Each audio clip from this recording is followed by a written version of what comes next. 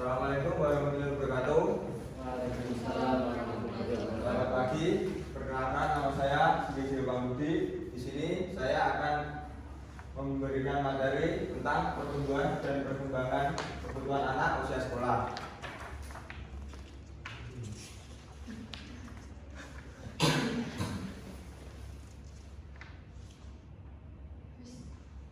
Jadi di sini isi materi saya ada 9 poin, yaitu yang pertama adalah pengantar, yang kedua pengertian pertumbuhan, yang selanjutnya pengertian perkembangan, ciri-ciri pertumbuhan dan perkembangan, kebutuhan dasar anak usia sekolah, faktor yang mempengaruhi pertumbuhan dan perkembangan anak usia sekolah, peran orang tua dan guru, dan yang terakhir adalah kesimpulan.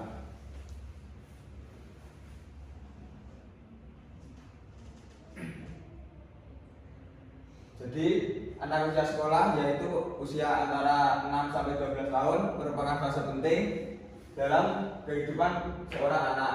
Pada masa ini anak mengalami perubahan yang sangat pesat dari segi fisik, intelektual, sosial, emosional, di mana periode ini disebut sebagai masa kanak-kanak akhir, di mana anak mulai meninggalkan sifat kekanak-kanakan dan menuju ke tahap yang lebih matang dan mandiri. Jadi tujuan dari materi ini adalah dengan memahami konsep pertumbuhan perkembangan, kita dapat lebih mudah menentukan pendekatan pendidikan, pola asuh serta strategi pembelajaran yang sesuai.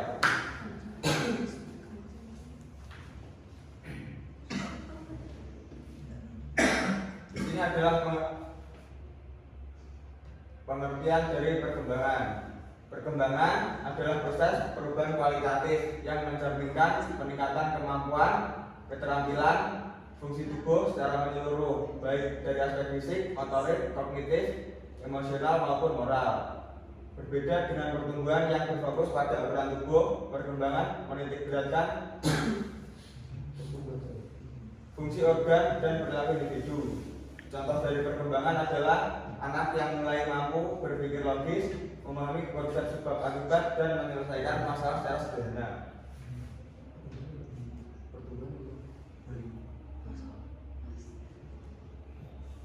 Selanjutnya, pengertian pertumbuhan adalah proses kuantitatif pada individu yang ditandai dengan peningkatan ukuran fisik tubuh seperti tinggi badan, berat badan, volume organ, serta satuan tubuh yang dapat diukur dengan satuan angka. Jadi contohnya itu seperti tinggi badan kita yang terus bertumbuh.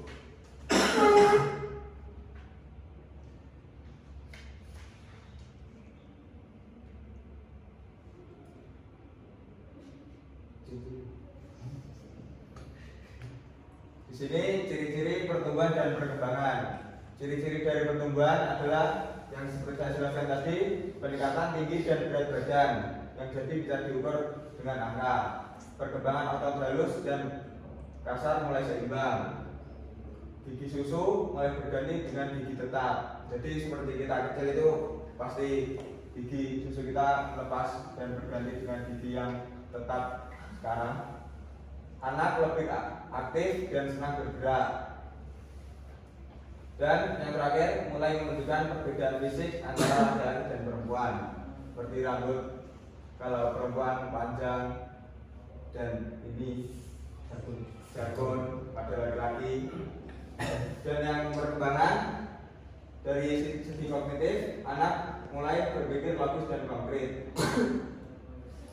Tambah dewasa kita juga mulai berpikir logis, emosional, lebih mampu mengendalikan emosi dan perasaan. Dari segi sosial, senang berinteraksi dan bekerja sama dengan teman sebaya.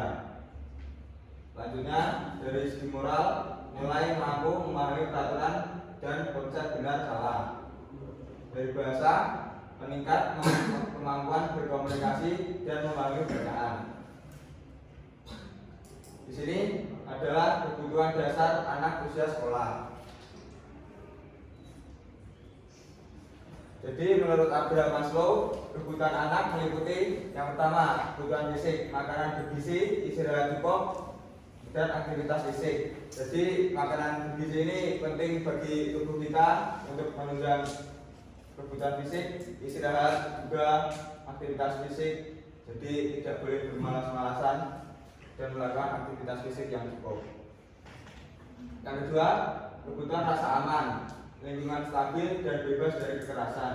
Jadi lingkungan kita di rumah itu juga menentukan kebutuhan kita.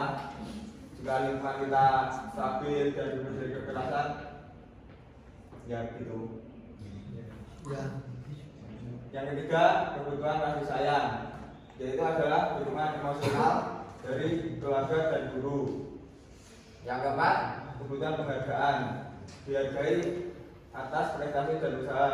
Jadi jika kita melakukan apa itu namanya, kayak benar itu kita dikasih prestasi. Dan yang terakhir, kebutuhan aktualisasi diri, yaitu kesempatan mengembangkan potensi dan bakat.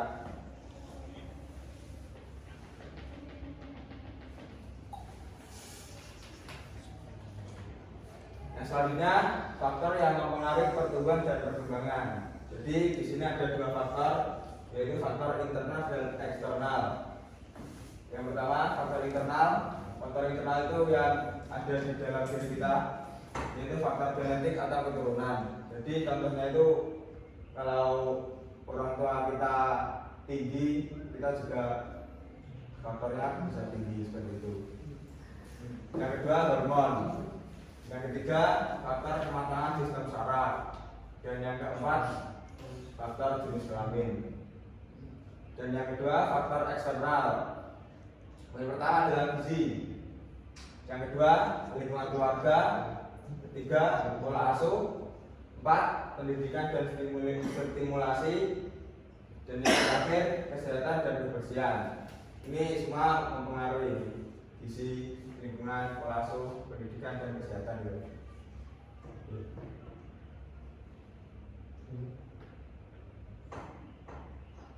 Selanjutnya, peran orang tua dalam pertumbuhan dan perkembangan anak usia sekolah. Anak usia sekolah 6-12 tahun sedang berada pada masa penting untuk membentuk kemandirian karakter, kebiasaan belajar, serta keterampilan sosial.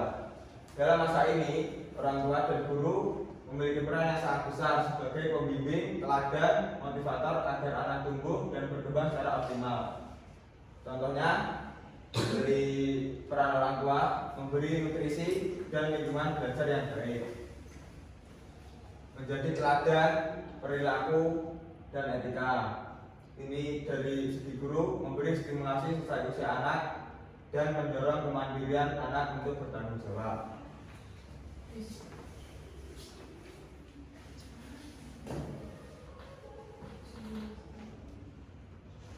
Sebenarnya pertumbuhan dan perkembangan anak usia sekolah merupakan proses yang berlangsung secara bertahap dari segi kognitif, sosial, emosional, serta moral.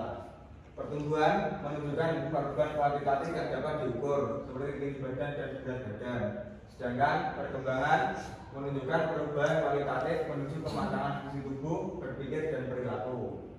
Agar pertumbuhan dan perkembangan anak berjalan optimal, perlu diperhatikan pemenuhan kebutuhan dasar anak, baik dari fisik, yaitu gizi, kesehatan, dan aktivitas, psikologis, kasih sayang, rasa aman, sosial, yaitu pergaulan, kerjasama, maupun moral, nilai, dan karakter. Proses ini dipengaruhi oleh faktor internal seperti genetik, hormon, kesehatan, serta faktor eksternal seperti gizi, lingkungan, pola asuh, dan pendidikan. Dalam mendukung proses tersebut, orang tua dan guru berperan penting sebagai pembimbing, teladan, dan motivasi agar anak tumbuh menjadi pribadi yang sehat, cerdas, mandiri, berkarakter, dan mampu menyesuaikan diri dengan lingkungannya. Sekian presentasi dari saya. Ada kurang lebihnya mohon maaf. Wassalamualaikum warahmatullahi wabarakatuh.